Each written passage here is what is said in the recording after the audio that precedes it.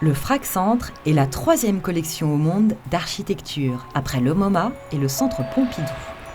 Je suis allée voir ce que cette étrange architecture cachait en ses murs, qui, c'est le moins qu'on puisse dire, ne laisse pas indifférent.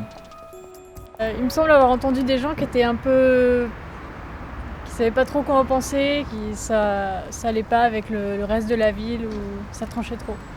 À première vue, comme ça, quand on le voit sans avoir l'explication, on peut penser que c'est complètement ailleurs, que ça sort de nulle part. Il n'y a pas non plus 3000 musées, etc. Donc tant qu'on peut avoir des lieux culturels, moi je suis contente.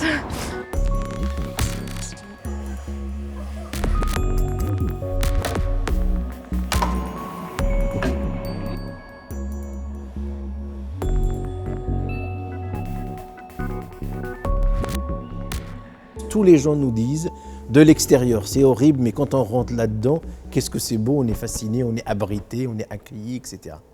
Donc il faut parfois aussi donner à ce qui peut apparaître de l'ordre de la laideur sa chance.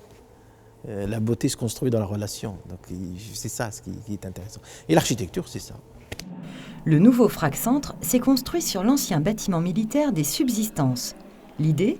Absorber le patrimoine existant pour le transformer en architecture computationnelle, du mot « computer », ordinateur en anglais.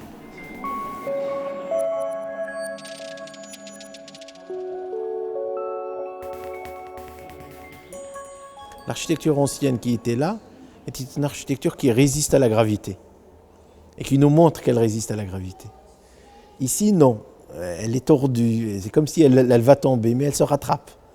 La cour, elle se relève, elle est tordue aussi. Donc ça devient une architecture en fait face à laquelle on n'est plus passif.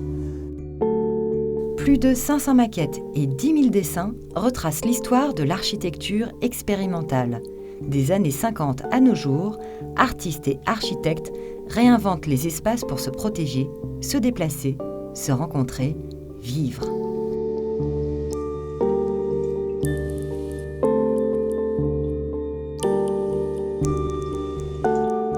Évidemment qu'on peut construire un mur droit, mais est-ce qu'on peut l'incliner? Est-ce qu'on peut le défaire? Est-ce qu'on peut utiliser d'autres matériaux? Est-ce qu'on peut...